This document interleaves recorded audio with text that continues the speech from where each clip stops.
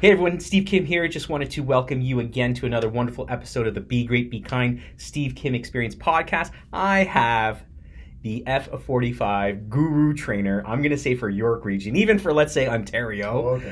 Cameron here, who's carved out some time to spend with us just to kind of speak his truth, talk to us a little bit about who you are, creating this wonderful culture at F45, and what it's really like being an entrepreneur. So Cam, thank you so much for Thank you for having me. So let's get right into it, Cam. So tell the audience, who is Cameron?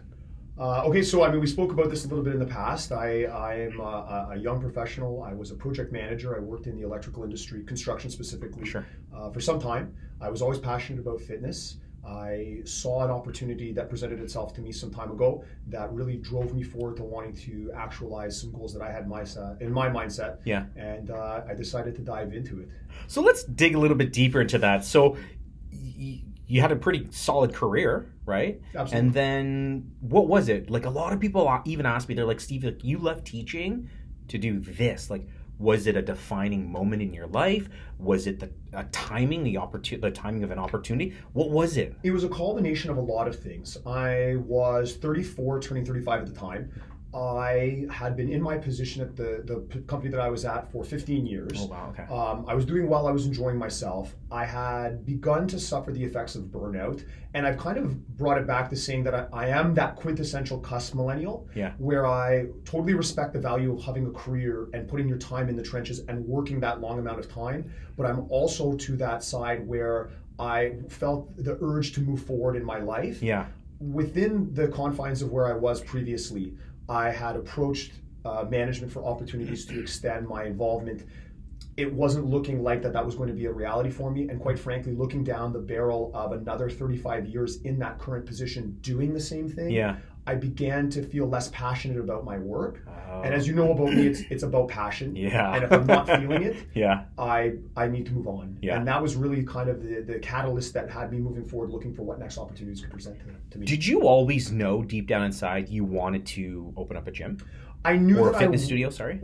Not necessarily. I knew I wanted to do something for myself. I knew that I always wanted to be my own boss, truly my own boss. Yeah. And being passionate about fitness, it began to come together and gel at that point. Yeah. When I was first introduced to F45, really seeing it. Yeah. And then really gears were turning to really tell me that this is something that I could make a solid run at. How did you get introduced to F45? So I always tell people that ask, I'm a longtime member, first-time owner. Sure, okay. I was working out at a separate gym previously. I was doing Olympic lifting. Okay. And was not getting ready for competition. I was not going down that road, just doing it more for recreation and truly enjoying that experience in the gym. Yeah. It was new.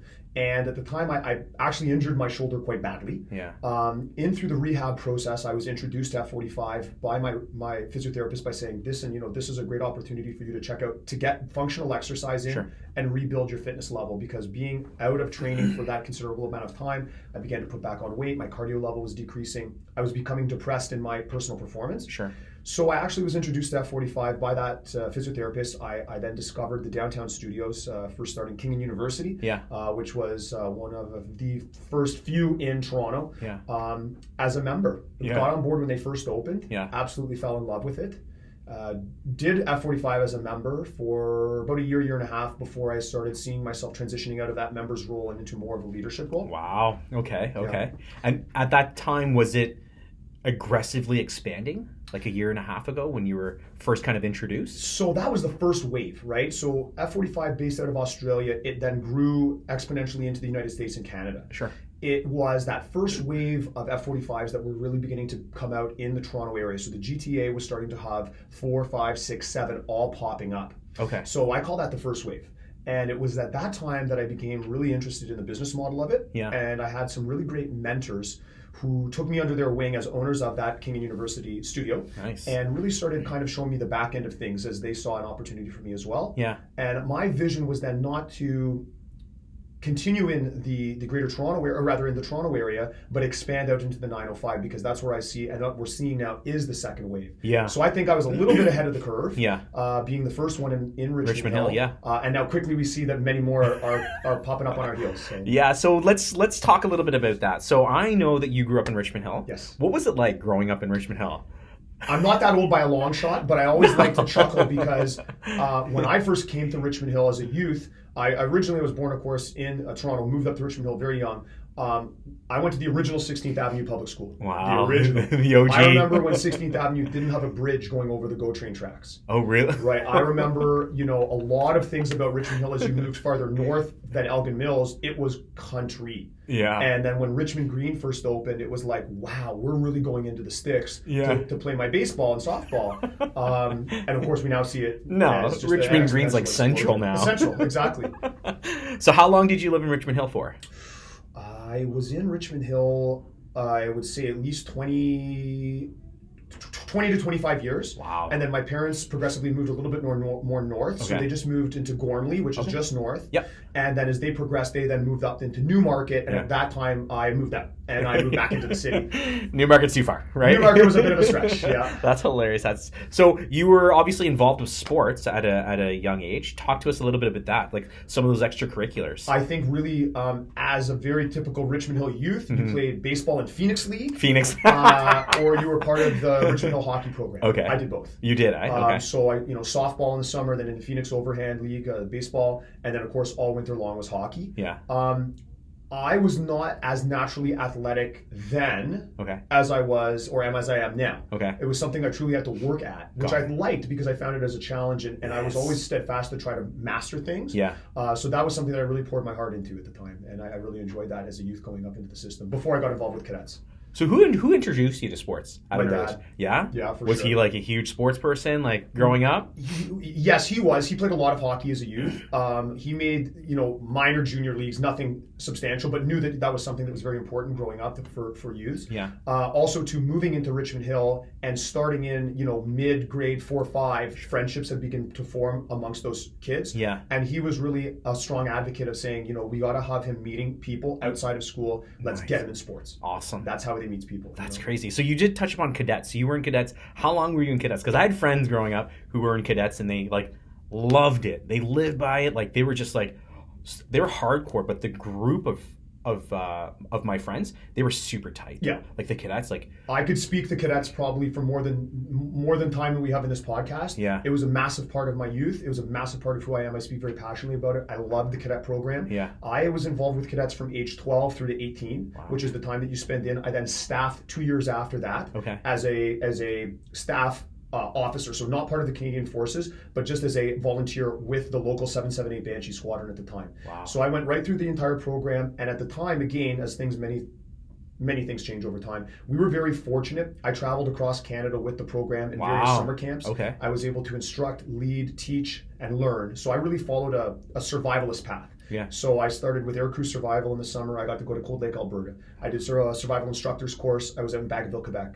Wow. I did a staffing experience in CFB Borden, which is just outside Alliston. So I was a canoe instructor for a couple summers. That was a blast. And then I came back as a staff officer, as again, non-Canadian Forces volunteer, where I worked in the back end of things, helped writing the curriculums and delivering the syllabuses to the cadet program. So the passion to teach and coach has always been in you. Like to volunteer your time to spend with people to essentially share your passion with them. A lot of people don't have that quality nor patience. I think the cadets instilled that in me. The motto of the Air Cadet movement is to learn, to serve, and to advance. Yeah. And that was something that I truly took to heart and resonated through as a 12-year-old youth all the way through. It's important to always learn. It's important to serve your country, your community in any capacity. Yeah. And then always look to advance yourself and move forward by whatever means, learning and giving back and all of those things. That's awesome. Cam, let me ask you, where did your love for fitness start? Like for some people, New Year's upon us, they're like, not looking the best that I could.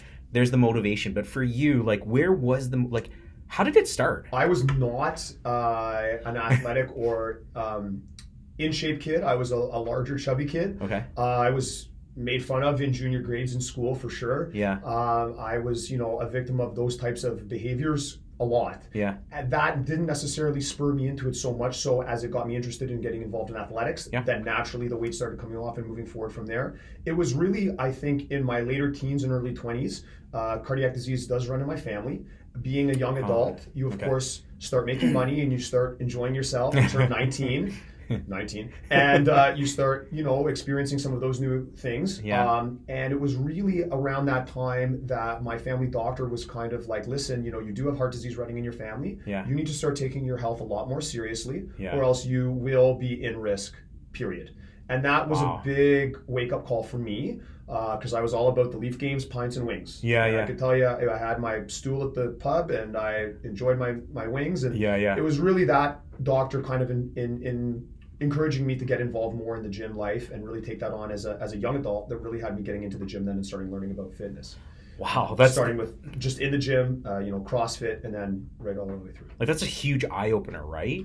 Like, it was. That's a huge motivator for you.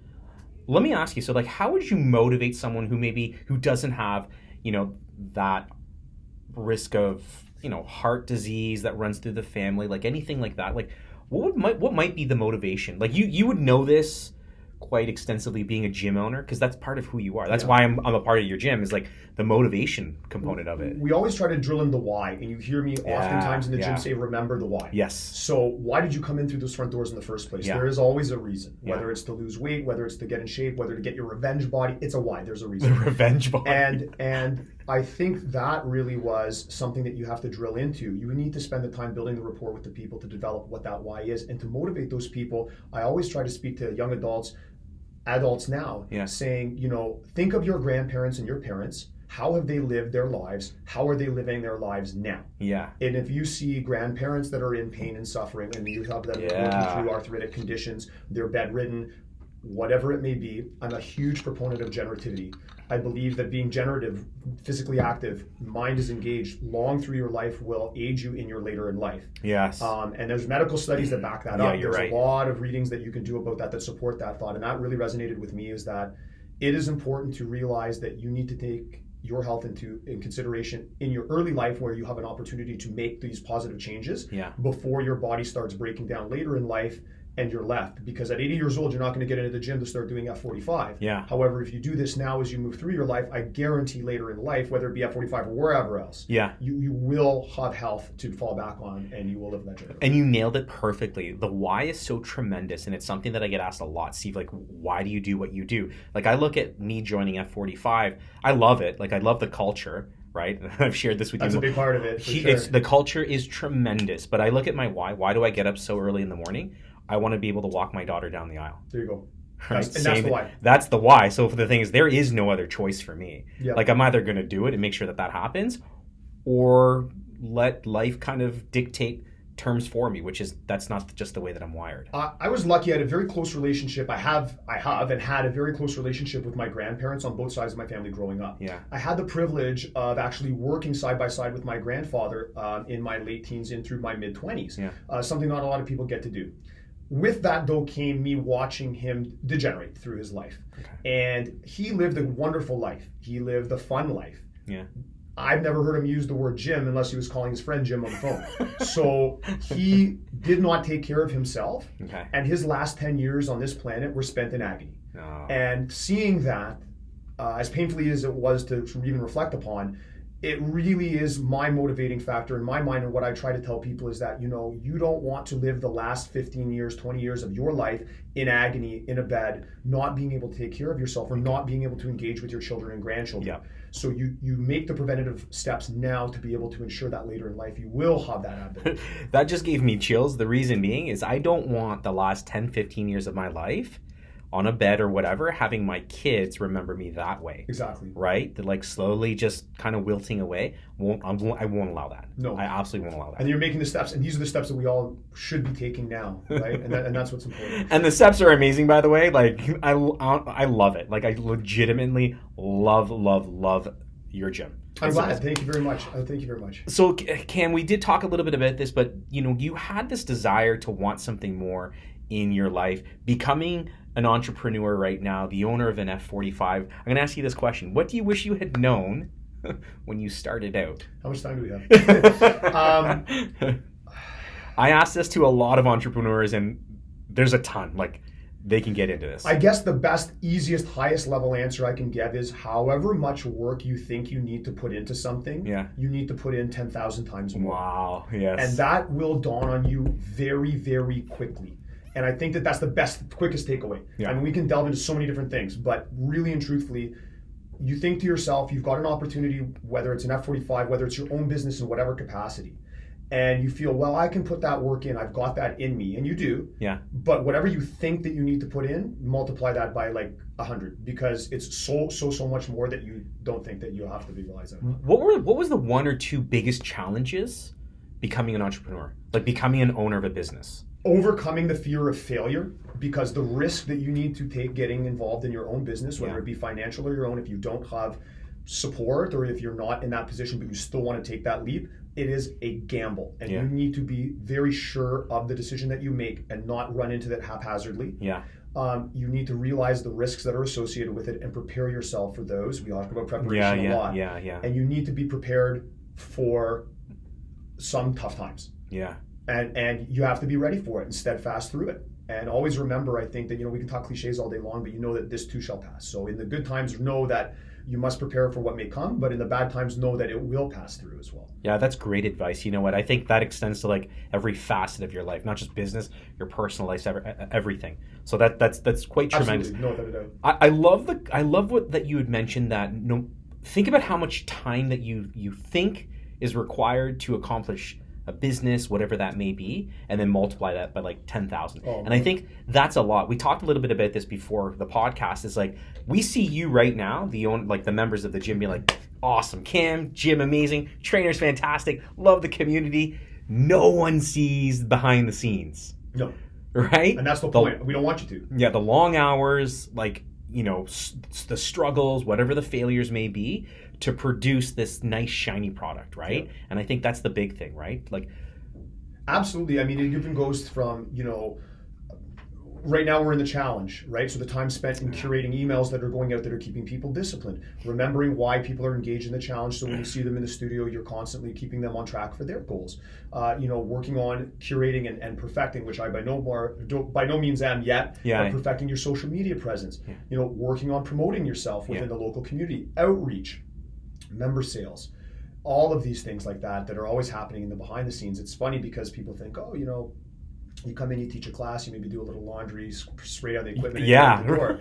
And if it were only so easy, it's that back end work though that's honestly almost more rewarding than the on floor experience, because you see that hard work that nobody gets to see. And when you see the members are coming together and enjoying and they're interacting and these things are happening, you're like, yes, that back end work is being paid off for now.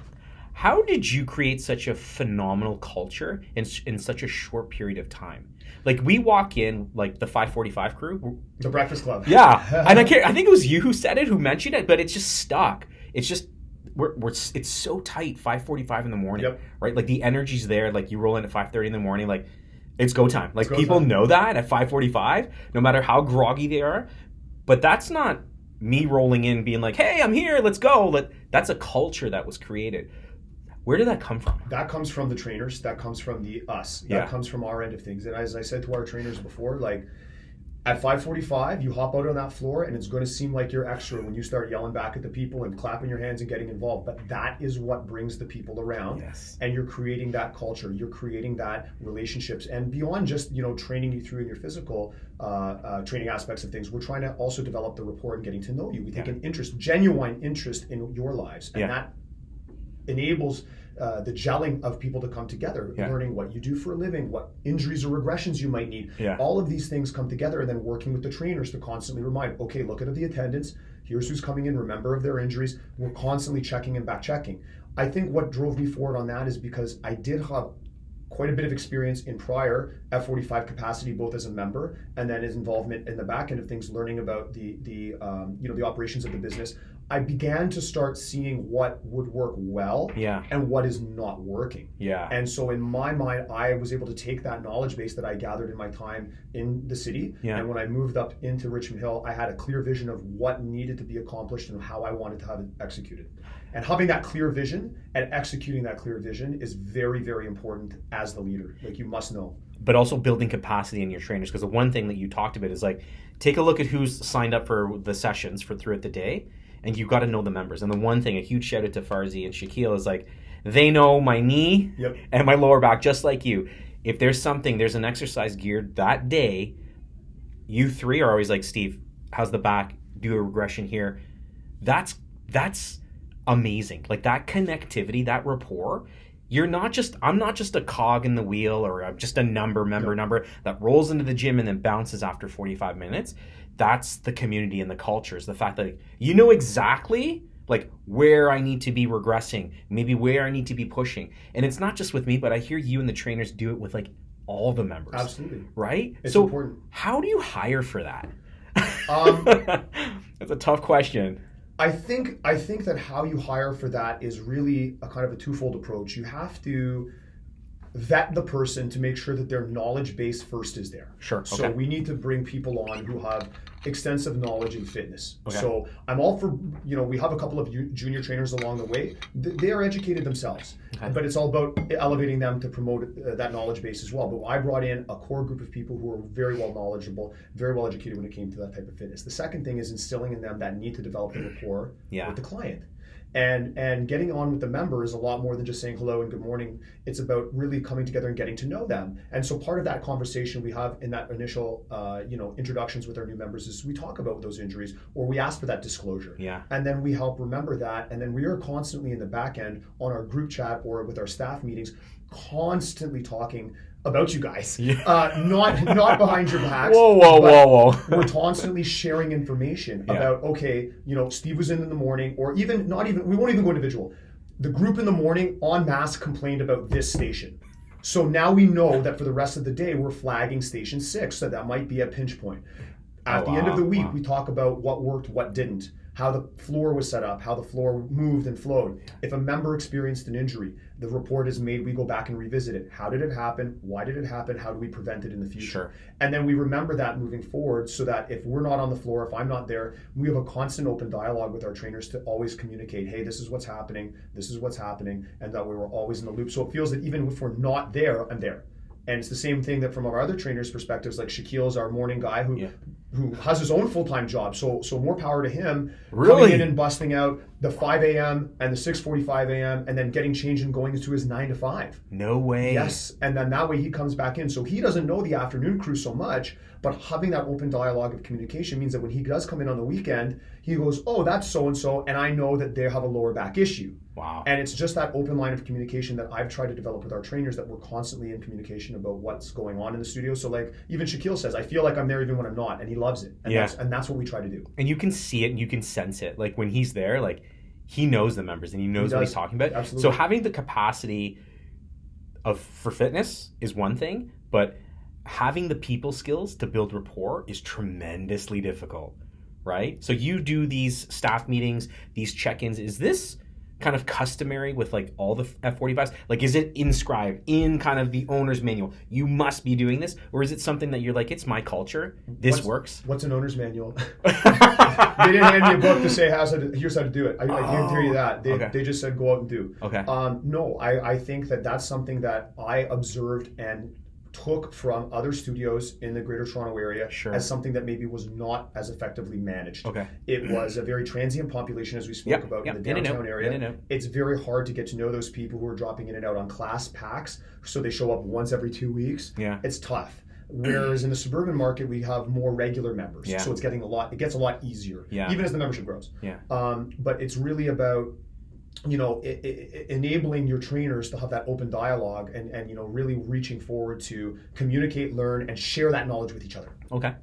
So let me ask you, so is there a potential for you to maybe expand in terms of you maybe opening up absolutely. another location here or there? I have a vision. Sure. As part of my vision, owning one is not part of that vision. Okay. I have a vision that I would like to grow my F45 empire. I don't know what you want to call it, but I would like to grow my stable of F45s outward. Yes, absolutely. My vision is to own multiple locations. And I don't think that's necessarily as fitness so much as it is entrepreneurial that I would like to grow. Yeah. How would you, we talked a little bit about this before, is how would you duplicate CAM at another gym? Because it's something that I can share personally, is like I struggle with in my business, is when clients want my time, they want my time. They don't want me sending them to like one of my buyer agents or anything like that. It's a trade secret, right? So you're asking for the big secret. I think it's almost twofold. I think first and foremost, you do need to make that time, period. Yeah. So if you're that person, then you need to make that time. Sure. I think that if you move into a situation where multiple locations may be held, or if you're spread a little bit too thin, you need to empower another to become the you. And that means you need to take a step back from that certain area to allow that person to become that entrenched person.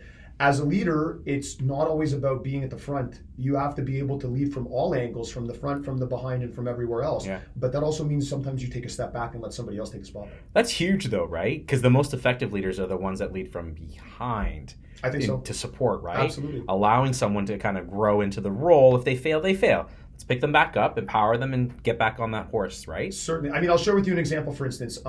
I was eager to open an F45 in Ottawa. The territory that I had been interested in is now gone. They're on their way to being open. Excellent. Yeah. How would I manage an F45 4.5 hours away from me? Yeah. It's impossible. Yeah. In the early days, I would certainly have to make myself more available out there, but it was always in my mindset that studio would be managed by a full-time person who's there all of the time. I would take a back seat. They would be the star of the show. Sure. They create the culture in my vision, but they create that culture. And that's how you make that separation. So that when you do go to that studio, you realize that everyone will see you as the investor. They might not see you as the owner, and that's okay. Yeah. As long as you're doing that work in the back and you're making sure that the studio is still running effectively in your vision, then you've accomplished that success. Yeah. You've got there. It shows that you care about it as well. Like you're carving time out of your busy schedule to like make time to be there. Right? But I think the genuinity and empathy is something that's a quality that's inherent in most people, that successful people must have that. It's not enough to just want material things or financial success. It's about connecting with your client base on a personal level, and it's about connecting with your employees on a personal level and moving them forward together. What motivates Cam? You guys. Yeah? Honestly, why else would I get up at 4:30 every morning? Yeah. Every day and put in 16-hour days and sweat it out if it wasn't to see your successes. And I mean, I know that we're in the challenge right now, but even seeing our members who are not participating in the challenge, we've only been open a few months. Yeah, I know. And the successes that we see and that I hear back, these pieces of feedback that I receive constantly, amongst the pieces of feedback that we need to things on work on, but that success story. I'm down so many pounds. I've dropped my dress size. Have a look at this picture. These types of things, I'm feeling more confident at work. My boss has acknowledged my involvement in the community. It's like they're becoming more visible. These are the things that intrinsically motivate me to work harder and drive harder to help you guys achieve your goals. It's amazing because one of the things is, I would go to the gym here and there, not too committed, but the commitment that I have now to your gym and the program and everything is like just on a completely different level, right? And the big thing is like, I'm not really into it to like lose weight, but the way that I feel when I leave just sets me up for the rest of the day. I just feel so good for the rest of the day that like, the Sundays is the only day that I can't make it, the odd Wednesday here, but I'm just kind of like, ugh, like you're feeling it. I'm feeling it because it's an addiction. It is 100%. Right? I mean, physiologically it is. Yeah. So you get the adipok effect, you get that afterglow. Yeah. That is scientific. Yeah. All right. But it's also that mental that we've created the culture where if you're not present, you're missed. Yeah. People miss you, and you have your community, not even from an owner side of things or from an F45 staff side of things. The community is actively involved. Hey, we miss you today. Where were you? Yeah. Right? And we're very active on our training side of things, and we have a pretty effective back-end system that if we notice, say, consecutive absences or a member who's a regular member who's not attending, we're able to notify, and we'll just send out a little text, hey, we miss you. Where you been? Yeah. Oh, I've been busy with work. Oh, I'm feeling an injury. Okay, let's talk about that. Where are you injured? What can we do to help you? Yeah. Do you know, we've got links to physiotherapists, rehabilitationists, whatever it is, that we can try to help. And as we've spoken about before, and especially during the challenge, I like to think all of our people, all of our members, we're all athletes. Yeah. And you might not be performing on a sports team, but if you think about it, you're a father, you're a busy business person, you're doing many, many things. You're an athlete, you're performing. Yeah. So to keep you up to date, no athlete goes alone, right? Sidney Crosby doesn't just play hockey by himself. Yeah. He's got nutritionists and doctors and physios and coaches and all of these people, and we're part of that team with you. Yes. So we've got you on that physical side of things. We've got you on that training side of things, and we're just part of that team that's going to help you as that athlete move forward and advance in your life. And you don't let people fall through the cracks. That's the big thing too. Like as a real estate coach, it's the accountability component. Yes. Like, you haven't showed up in 3 days. You generally show up on these days. What's going on? Let's talk about this. And you just touched on it. How can I support you?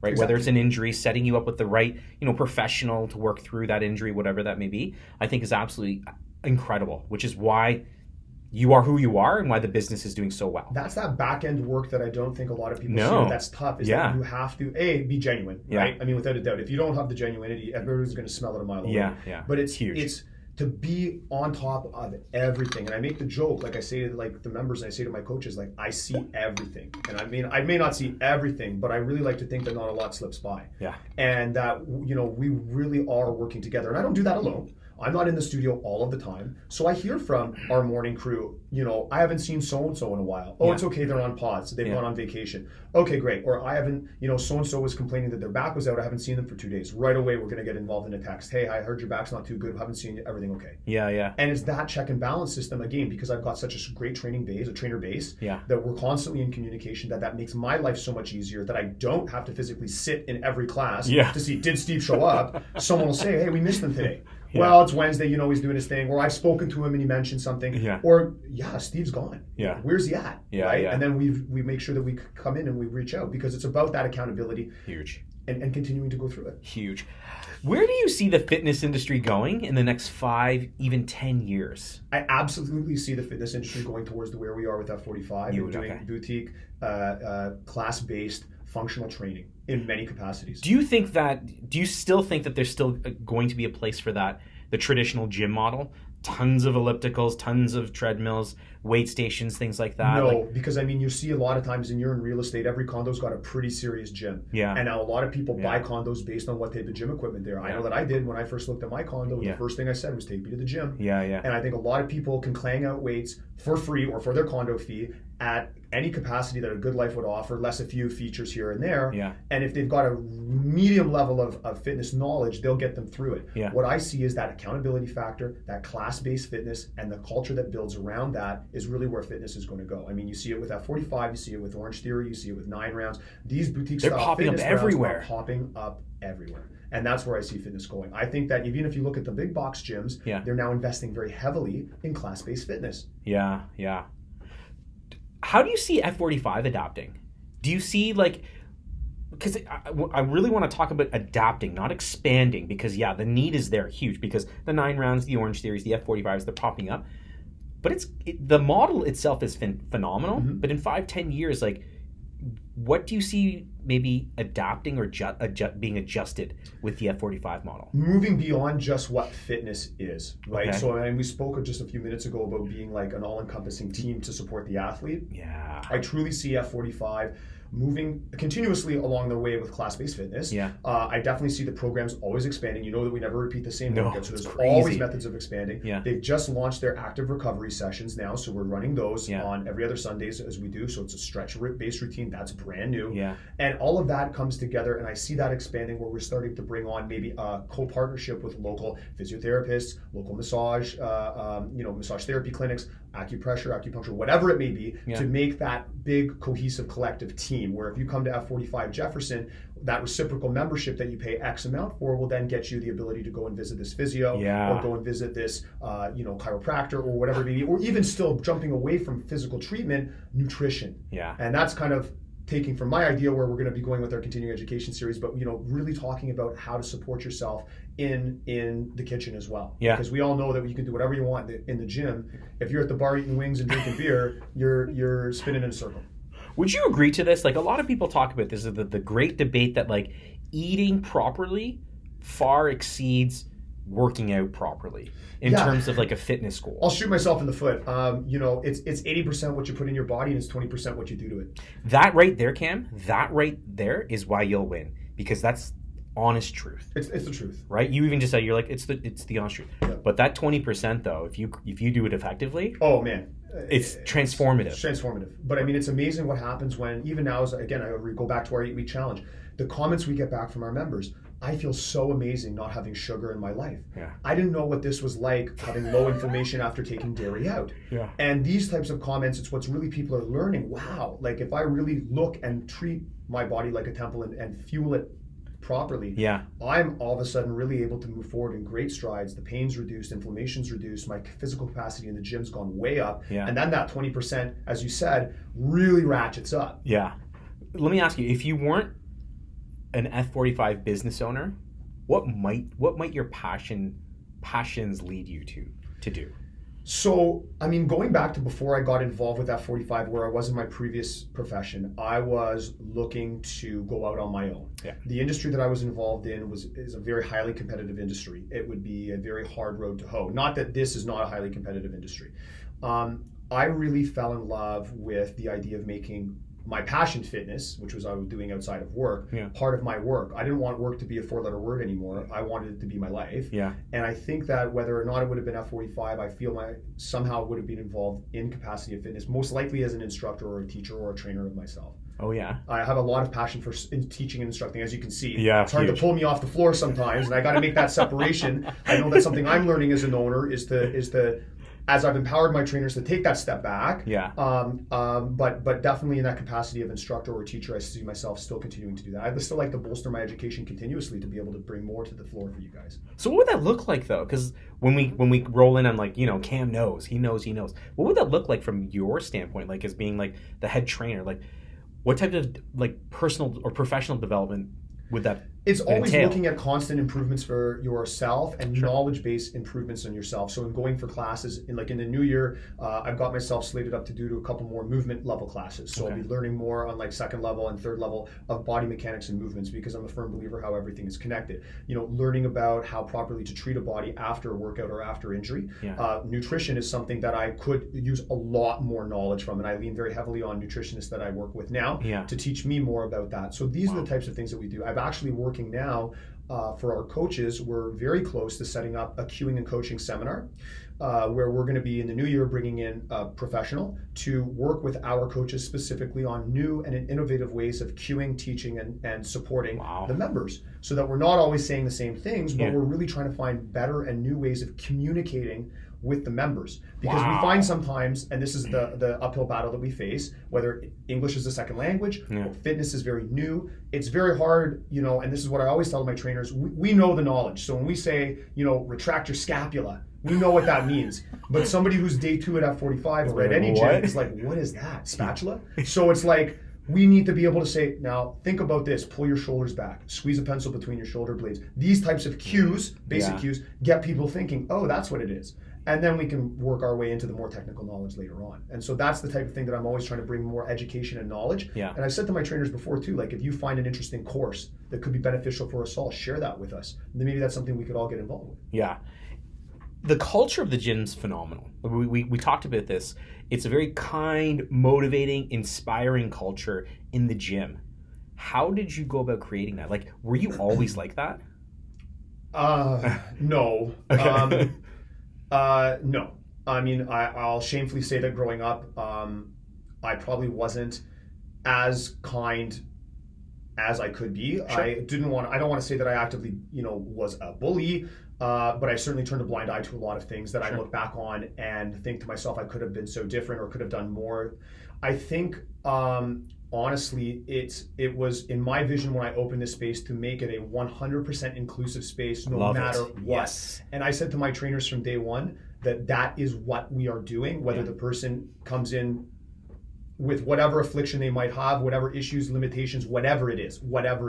They are 100% part of the community, and they are 100% to be made feel included, and it's an inclusive space, no ifs, ands, or buts. And that was something I still to this day have zero tolerance about. And thankfully, we've never encountered any issues. Yeah. Certainly never with my training staff, and within our culture and within the community of the F45 Jefferson, we're all amazing people. And I'm very lucky and blessed that wonderful people have come through the doors. Yeah. Not everybody is like that. And I'm sure we may be faced with those challenges down the road, but it's something that I have zero tolerance on moving on. Now that I'm in a position to make an impact, now that I'm in a position to affect change in a space that's mine. Yeah. I, not to be like the boss, but I get to set the rules. And the rules are we're inclusive. So would that be more important from a hiring standpoint versus having the capacity and knowledge of fitness? Is that kind of that relationship, rapport, building skills that your trainers would have? As a manager, as a leader, as an owner, you need to be a very, very good judge of character. Got it. I feel that that's something that I developed over time in sales prior to ever coming in here. Yeah. You learn how to read people. You've had lots of time working and interacting with many different people. You get exposed to many different cultures, many different beliefs, many different everythings. Yeah. That really empowered me as a strength, I feel, in being an incredibly good read of character. Yeah. So I used those strengths that I had through my hiring process to vet those people, to A, know that I was going to be able to gel with them well, yeah, and B, know that they were going to be able to see through my vision. Yeah. And I think that as a leader, if you're getting involved with anything, you must really listen to your instincts, because they will guide you tremendously, but you need to be a good judge of character, especially when you're looking to hire. I'm going to ask you, there are 3 questions we end off every single podcast with. So I'm going to hit you with this. The name of the podcast is Be Great, Be Kind. So being like right now, what does that mean to you, Kim, in your life to be great and be kind? I think taking it back, we'll do be kind and be great. Is sure. that okay? Love it. So not to steal your motto, but to be kind is exactly what it states. Everybody is walking in their own shoes. You are not walking in theirs. You do not know what people are going through, whether it be life trials, turmoils, personal afflictions, whatever it is. Everyone deserves to be treated with kindness. Love it. Because they need to know that people care, Yeah. genuinely care. And Yes. I told you this before.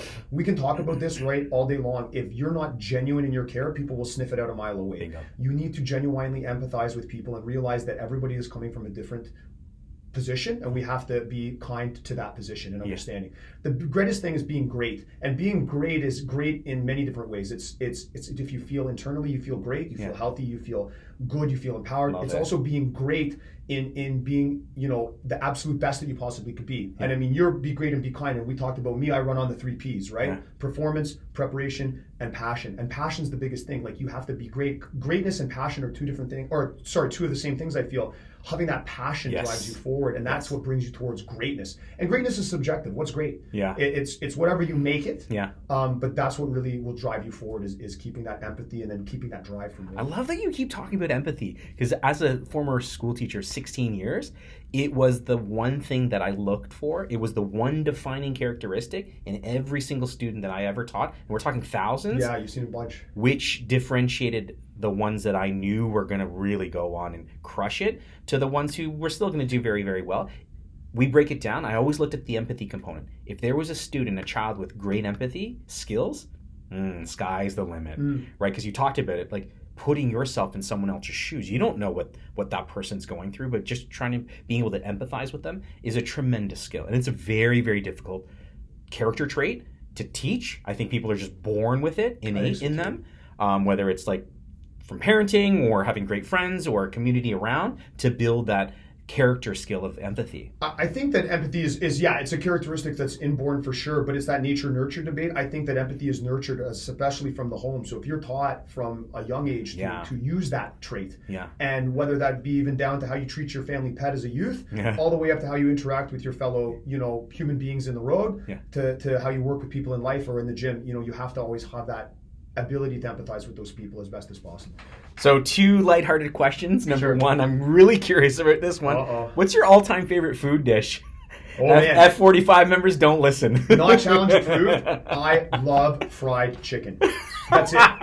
Fried chicken. And I make a mean fried chicken. Okay, hold on. Like homemade fried chicken, or where would you go to buy, to get fried chicken if you're not making it? Okay, so homemade fried chicken for sure. If I'm going out to have it elsewhere, it would definitely be from Shake Shack in the States. They make a really mean fried chicken sandwich. Yeah, it's usually they got great burgers. Yeah, but they do a mean fried chicken. I'm gonna hold this over you every time I see you. I'm gonna be like, I know you're dirty little secret. Well, I have one more too, and that's M&M's. Okay. M&M peanuts. So yeah, that's the other one. But. Awesome, thank you. And then the last question is, what's your fondest childhood memery?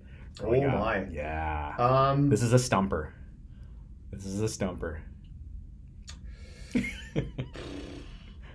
I think probably, you're going to get me emotional. I think probably one of my most fondest childhood memories was the amount of time that I was able to spend with my one side of grandparents growing up. So my mother, for a period of time, was a single parent. So she was very active in working. That's what it was. Yeah. I grew up in my youth up to, I'd say, about 10, really in the care of my grandmother and grandfather. I mean, my mother was always around. I saw her every day. I went home with her and stuff like that, and my stepdad and stuff. But really, I spent a lot of time with those 2 people, and they really taught me a lot. My grandfather was in the Air Force, and our time spent together was something that I still cherish very much to this day. So he taught me a lot about aviation. I think that's where my love for planes came from. So I can't say that there was one specific childhood memory that was like, this is the out-defining characteristic. Maybe if you're making me really dig into it, I remember that prior to the Canadian Air Shows being down at CNE grounds, they would do practice runs. Okay. So sometimes what they would do is they would stage out at the island airport Billy Bishop now, or they would stage out of Buttonville, some of the aircraft. Oh, really? So my grandfather would take me to Buttonville,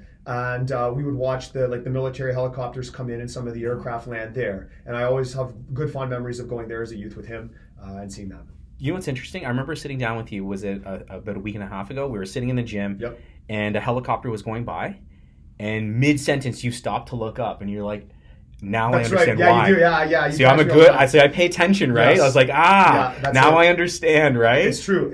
I'm obsessed with aircraft and aviation even to this day. Like, I love that kind of stuff. That's amazing. So one of our members disclosed he was a pilot recently, and I think I ruined his workout because I kept going up to him and being like, so what do you fly? What is that? He's just trying to get his lift on. I gotta leave this guy alone. This is not a good experience for him. But I'm like a little kid when it comes to that. I soak up that information. I love it. You know what? Your passion, your motivation, and your inspiration are infectious, which is why I think so many members are so gung-ho and diehard with you in the gym.